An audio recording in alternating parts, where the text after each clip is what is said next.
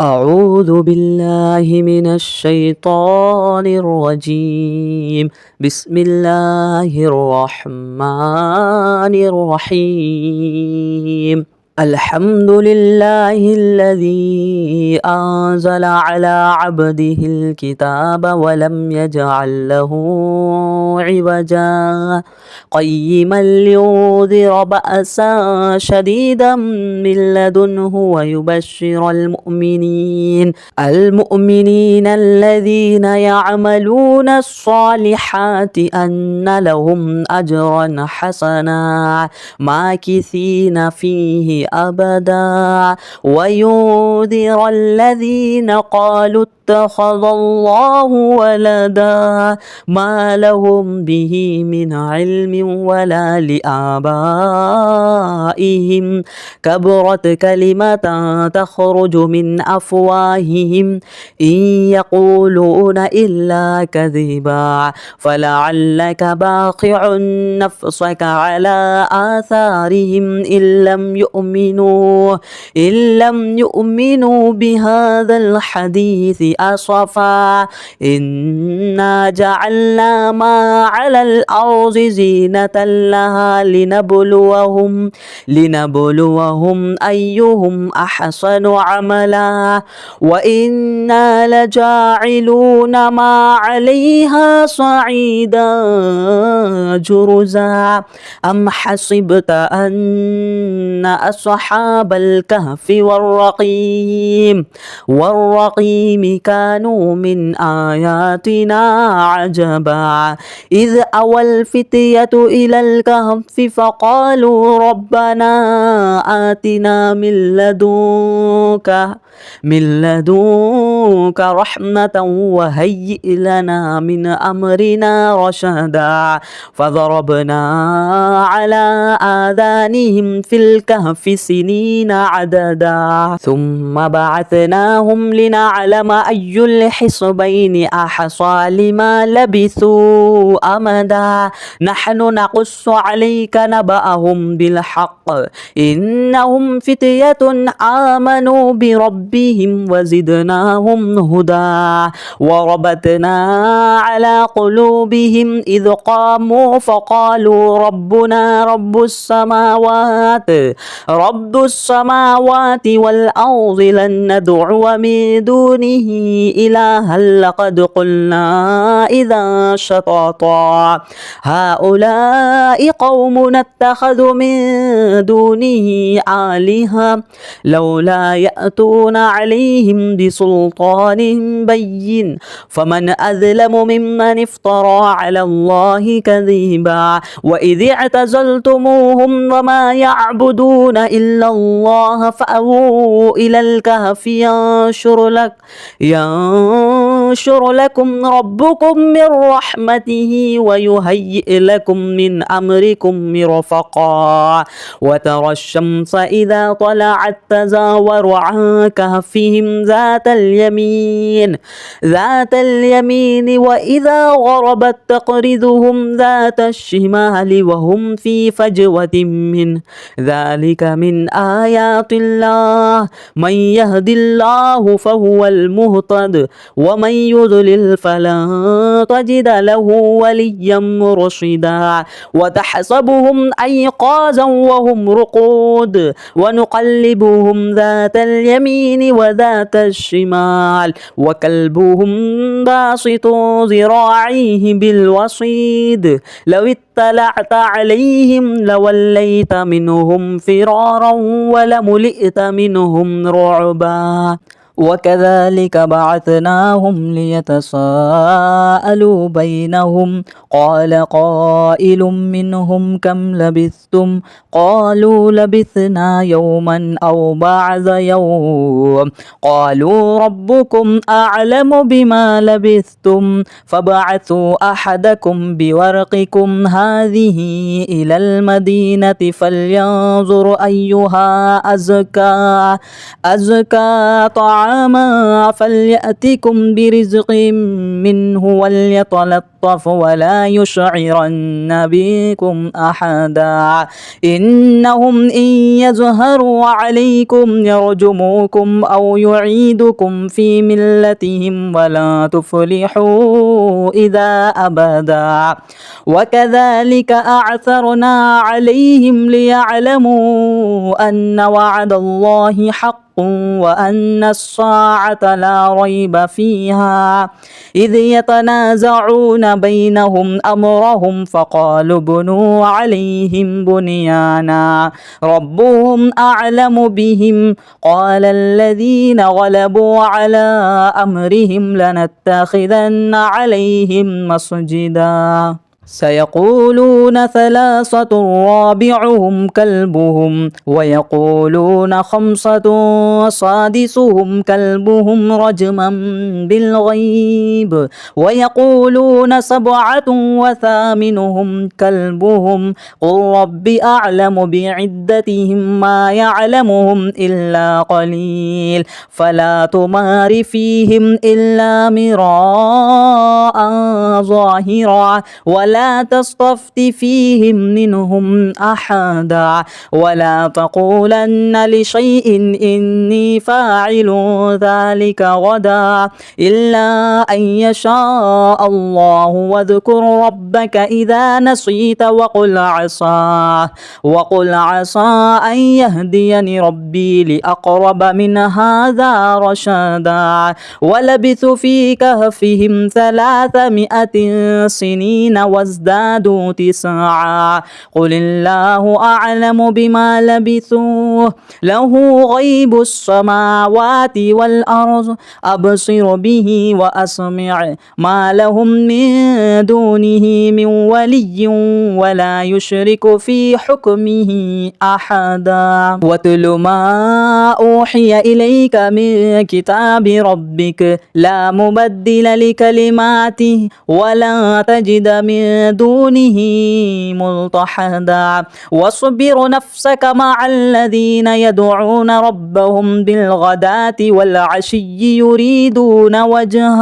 يريدون وجهه ولا تعد عيناك عنهم تريد زينة الحياة الدنيا ولا تطع من أفغلنا قلبه عن ذكرنا واتبع هواه وكان أمره فرطا وقل الحق من ربكم فمن شاء فليؤمن ومن شاء فليكفر إنا أعتدنا للظالمين نارا أحاط بهم سرادقها وإن يستغيثوا يغاثوا بماء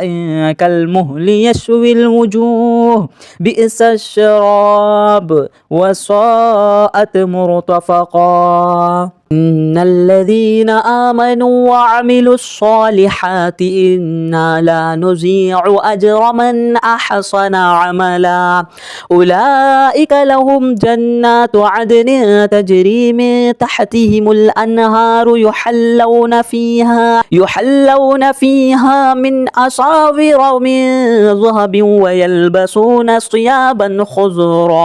خضرا من سندس واستبرق متكئين فيها على الأرائك نعم الثواب وحسنت مرتفقا واضرب لهم مثلا الرجلين جعلنا لأحدهما جنتين من أعناب وحففناهما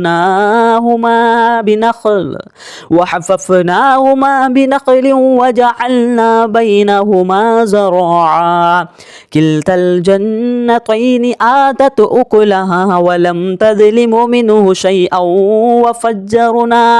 وفجرنا خلالهما نهارا وكان له ثمر فقال لصاحبه وهو يحاوره أنا أكثر منك مالا وعز نفرا ودخل جنته وهو ظالم لنفسه قال ما أظن أن تبيد هذه أبدا وما أظن الساعة قائمة ولئن رددت رددت إلى ربي لأجدن خيرا منها منقلبا. قال له صاحبه وهو يحاوره أكفرت بالذي خلقك من تراب ثم من نطفة ثم سواك رجلا لكن هو الله ربي ولا أشرك بربي أحدا. ولولا إذ دخلت جنتك قلت ما شاء الله لا قوة إلا بالله إن ترني أنا أقل منك مالا وولدا فعسى ربي أن يؤتيني خيرا من جنتك ويرسل عليها حسبانا من السماء فتصبح صعيدا زلقا أو يصبح ماؤها غورا فلا تستطيع له طلبا. وأحيط بثمره فأصبح يقلب كفيه على ما أنفق فيها وهي خاوية على عروشها ويقول يا ليتني لم أشرك بربي أحدا. ولم تكن له فئة ينصرونه من دون الله وما كان منتصرا. هنالك الولاية لله الحق هو خير ثوابا وخير عقبا. واضرب لهم مثل الحياة الدنيا كماء إن أنزلناه من السماء فاختلط به نبات الأرض فأصبح هشيما تذروه الرياح وكان الله على كل شيء مقتدرا. المال والبنون زينة الحياة الدنيا والباقيات الصالحات خير عند ربك ثوابا وخير أملا. ويوم نسير الجبال وترى الأرض بارزة وحشرناهم فلم نغادر منهم أحدا وعرضوا على ربك صفا لقد جئتمونا كما خلقناكم أول مرة بل زعمتم أن لن نجعل لكم موعدا. وعرضوا على ربك صفا لقد جئتمونا كما خلقناكم أول مرة بل زعمتم أن لن نجعل لكم موعدا. ووزع الكتاب فترى المجرمين مشفقين مما فيه ويقول يا ويلتنا ما لهذا الكتاب لا يغادر صغيرة ولا كبيرة إلا أحصاها ووجدوا ما عملوا حاضرا ولا يظلم ربك أحدا. وإذ قلنا للملائكة اسجدوا لآدم فسجدوا إلا إبليس كان من الجن ففسق عن أمر ربه أفتتخذونه وذريته أولياء من دوني وهم لكم عدو بئس للظالمين بدلا. ما أشهدتهم خلق السماوات والأرض ولا خلق أنفسهم وما كنت متخذ المضلين عضدا. ويوم يقول نادوا شركائي الذين زعمتم فادعوهم فلم يستجيبوا لهم وجعلنا بينهم موبقا. ورأى المجرمون الناس فظنوا أنهم مواقعها ولم يجدوا عنها مصرفا. ولقد صرفنا في هذا القرآن للناس من كل مثل وكان الإنسان أكثر شيء جدلا. وما منع الناس أن يؤمنوا إذ جاءهم الهدى يستغفروا ربهم إلا أن تأتيهم سنة الأولين أو يأتيهم العذاب قبلا وما نرسل المرسلين إلا مبشرين ومنذرين ويجادل الذين كفروا بالباطل ليدحضوا به الحق واتخذوا آياتي وما أنذروا هزوا ومن أظلم ممن ذكر بآيات ربه فأعرض عنها ونسي ما قدمت يداه إنا جعلنا على قلوبهم أكنة أن يفقهوا وفي آذانهم وقرا وإن تدعهم إلى الهدى فلن يهتدوا إذا أبدا وربك الغفور ذو الرحمة لو يؤاخذهم بما كسبوا لعجل لهم العذاب بل لهم موعد لن يجدوا من دونه موئلا وتلك القرى أهلكنا لهم لما ظلموا وجعلنا لمهلكهم موعدا وإذ قال موسى لفتاه لا أبرح حتى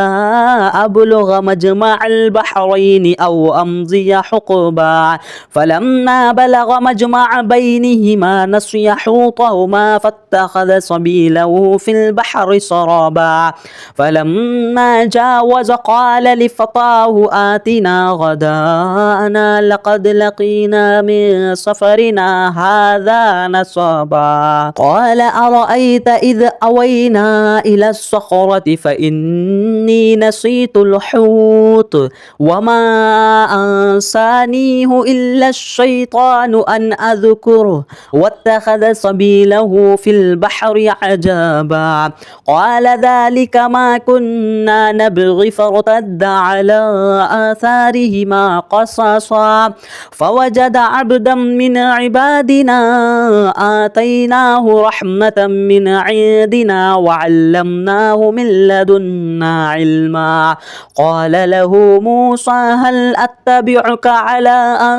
تعلمني مما علمت رشدا قال إنك لن تستطيع معي صبرا وكيف تصبر على ما لم تحط به خبرا قال ستجدني إن شاء الله صابرا ولا أعصي لك أمرا قال فإن اتبعتني فلا تسألني عن شيء حتى أحدث لك منه ذكرا فانطلقا حتى إذا ركب في السفينة خرقها قال أخرقتها لتغرق أهلها لقد جئت شيئا إمرا قال ألم أقل إنك لن تستطيع معي صبرا قال لا تؤاخذني بما نسيت ولا ترهقني من أمري عسرا فانطلقا حتى إذا لقي غلاما فقتله قال أقتلت نفسا زكية بغير نفس لقد جئت شيئا نكرا قال ألم أقل لك إنك لن تستطيع معي صبرا قال إن سألتك عن شيء بعدها فلا تصاحبني قد بلغت من لدني عذرا فانطلقا حتى إذا أتيا أهل قرية استطعما أهلها فأبوا أن يضيفوهما فوجد فيها جدارا يريد أن ينقض فأقامه قال لو شئت لاتخذت عليه أجرا قال هذا فراق بيني وبينك سأنبئك بتأويل ما لم تستطع عليه صبرا أما السفينة فكانت لمساكين يعملون في البحر فأرتدوا أن أعيبها وكان وراءهم ملك يأخذ كل سفينة غصبا وأما الغلام فكان أبواه مؤمنين فخشينا أن يرهقهما طغيانا وكفرا فأردنا أن يبدلهما ربهما خيرا منه زكاة وأقرب رحما. وأما الجدار فكان لغلامين يتيمين في المدينة وكان تحته كنز لهما وكان أبوهما صالحا فأراد ربك أن يبلغ أشدهما ويستخرج كنزهما رحمة من ربك وما فعلته عن أمري ذلك تأويل ما لم تستطع عليه صبرا. ويسألونك عن ذي القرنين قل سألت عليكم منه ذكرا. إنا مكنا له في الأرض وآتيناه من كل شيء سببا فأتبع سببا حتى إذا بلغ مغرب الشمس وجدها تغرب في عين حمئة ووجد عندها قوما قلنا يا ذا القرنين إما أن تعذب وإما أن تتخذ فيهم حسنا قال أما من ظلم فسوف نعذبه ثم يرد إلى ربه فيعذبه عذابا نكرا وأما من آمن وعمل صالحا فله جزاء الحسنى وسنقول له من أمرنا يسرا ثم أتبع سببا حتى إذا بلغ مطلع الشمس وجدها تطلع على قوم لم نجعل لهم من دونها سترا كذلك وقد أحطنا بما لديه خبرا ثم أتبع سببا حتى إذا بلغ بين السدين وجد من دونهما قوما لا يكادون يفقهون قولا قالوا يا ذا القرنين إنا يأجوج ومأجوج مفسدون في الأرض فهل نجعل لك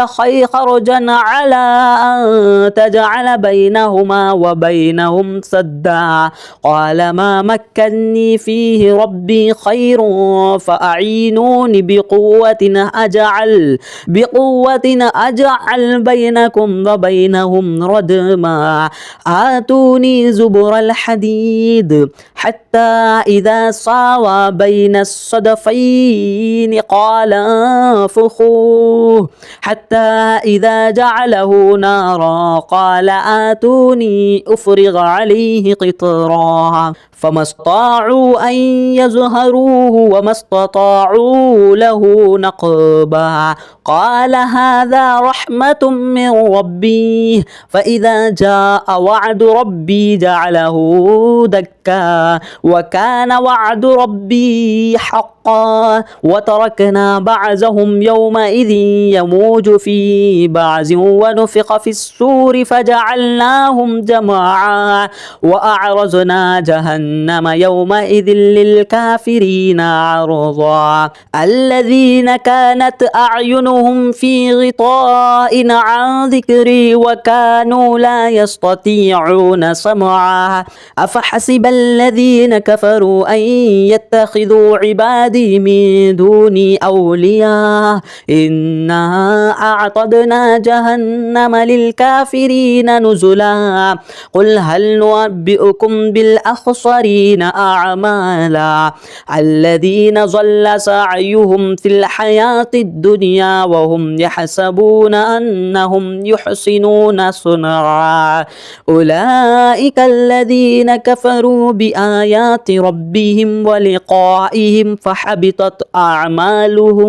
فحبطت أعمالهم فلا نقيم لهم يوم القيامة وزنا ذلك جزاؤهم جهنم بما كفروا واتخذوا آياتي ورسلي هزوا إن الذين آمنوا وعملوا الصالحات كانت لهم جنات الفردوس نزلا خالدين فيها لا يبغون عنها حولا قل لو كان البحر مدادا لكلمات ربي لنفد البحر قبل أن تنفد كلمات ربي ولو جئنا بمثله مددا قل إنما أنا بشر مثلكم يوحى إلي أنما إلهكم إله واحد فمن كان يرجو لقاء ربه فليعمل عملا صالحا ولا يشرك بعبادة ربه أحدا.